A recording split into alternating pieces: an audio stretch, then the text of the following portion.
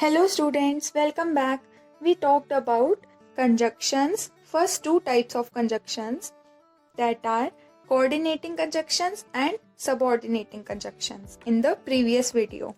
In this video, we will learn about correlative conjunctions, compound conjunctions, linking word adverbs and transition words. So what are correlative conjunctions? Correlative conjunctions are formed by the combination of some conjunctions, which means that these are always used in pairs. This shows the relationship between ideas expressed in the different parts of speech. Correlative conjunctions क्या होती हैं? Correlative conjunctions combination of conjunctions होती हैं जो कि हमेशा pairs में use की जाती हैं. आप जैसे वर्ड से देख सकते हैं correlative conjunctions. तो इसका मतलब क्या है कि यहाँ कोई दो रिलेटिव कंजंक्शंस एक साथ यूज होंगी. ओके, जैसे हम एग्जांपल्स देखते हैं. फर्स्ट इज ईदर और.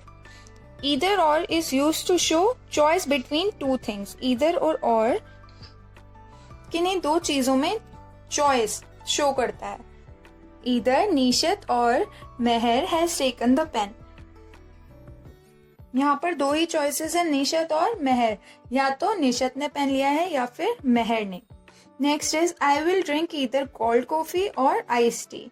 मैं या तो कोल्ड कॉफी पीऊंगी या फिर ice tea. Next is neither nor.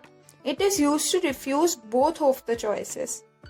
Either or की तरह ही यहाँ पर भी दो चॉइसेस होंगी, लेकिन नीदर नॉर में हम दोनों चॉइसेस को रिफ्यूज करेंगे, मना करेंगे. ठीक है, देखते हैं examples. I will go to neither Jaipur nor Jaisalmer. मैं ना तो जयपुर जाऊंगा और ना ही जैसलमेर.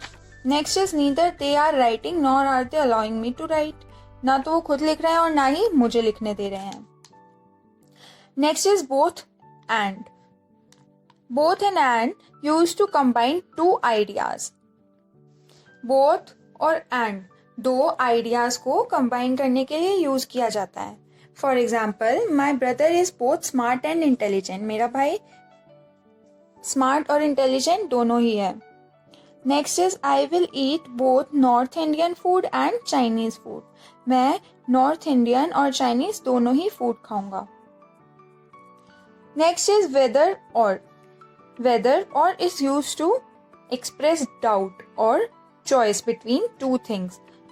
अब ये जो वेदर और है, ये किन्हीं दो चीजों में या तो चॉइस या फिर डाउट एक्सप्रेस करता है. ठीक है, इसके एग्जांपल्स देख लेते हैं. Tell me whether you will do it or not. अब यहाँ पर जैसा आप देख सकते हैं दो चीजों में चॉइस है. मुझे बताओ तुम ये करोगे या नहीं करोगे. Okay. Next is do you know whether it will be raining today और नॉट. क्या तुम्हें पता है आज बारिश होगी या नहीं होगी. Okay. Next is not only but also. Not only and but also is used to express the inclusion of more than one thing. तो जब हमें एक ही सेंटेंस में एक से ज्यादा चीजों को इंक्लूड करना होता है, तब हम not only और but also का यूज करते हैं. For example, Pooja is not only a dancer but also a good singer. Pooja ना सिर्फ एक अच्छी डांसर है बट वो एक अच्छी सिंगर भी है. Next example is we are not only composing the music for a film but also directing a film. मतलब ये जो फिल्म है, हम ना सिर्फ इसका म्यूजिक कंपोज कर रहे हैं बल्कि हम उसको डायरेक्ट भी कर रहे हैं. So these were examples of correlative conjunctions. बढ़ते हैं कंपाउंड कंजंक्शंस पर. What are compound conjunctions? The phrases that are used as conjunctions are called compound conjunctions. कुछ phrases जो conjunctions की तरह यूज होते हैं उन्हें compound conjunctions कहते हैं. What are phrases? Phrases are group of words. First is in order that or so that. And in order that or so that ये दोनों अलग अलग conjunctions हैं. They both are used to express purpose. ये दोनों ही किसी purpose को express करने के लिए यूज की जाती हैं. For example, we eat in order that we may live. हम खाते हैं ताकि हम जिंदा रहें. Next is Rohit walked faster so that he could get the bus. Rohit तेज चला ताकि वो बस पकड़ ले. Next is as well as. It is used to join two nouns or phrases of same rank as coordinating conjunction does. अब ये जो as well as है, ये दो nouns या phrases को जो कि same rank के हैं उन्हें join करने के लिए यूज किया जाता है. सिमिलरली हमने प्रीवियस वीडियो में क्या पढ़ा था, कोऑर्डिनेटिंग कंजक्शंस का भी यही काम होता है. For example, trees give us fruits as well as shade. Trees हमें फ्रूट देते हैं, फ्रूट और शेड दोनों ही देते हैं. Next is Gopi owns a car as well as motorcycle.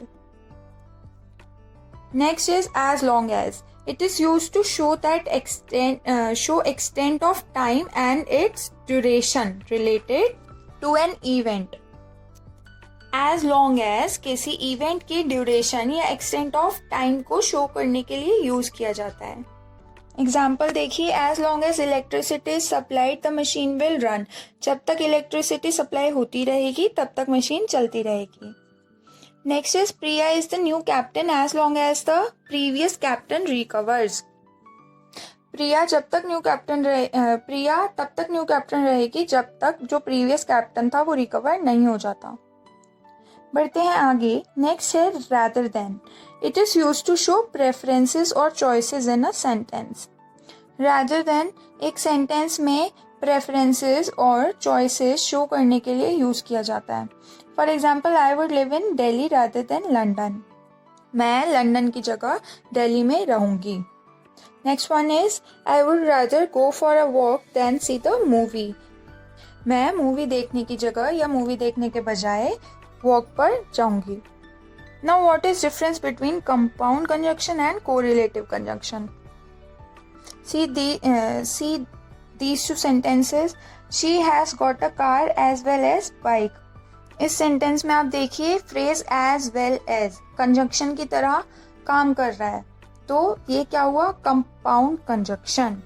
Next is she has got not only bike but also a car. उसके पास ना सिर्फ बाइक है बल्कि उसके पास क्या है, कार भी है. तो यहाँ पर नॉट ओनली और बट ऑल्सो दो कंजंक्शंस है, पेयर में यूज हो रही हैं, तो this is correlative conjunction. Last one is linking adverbs and transition words.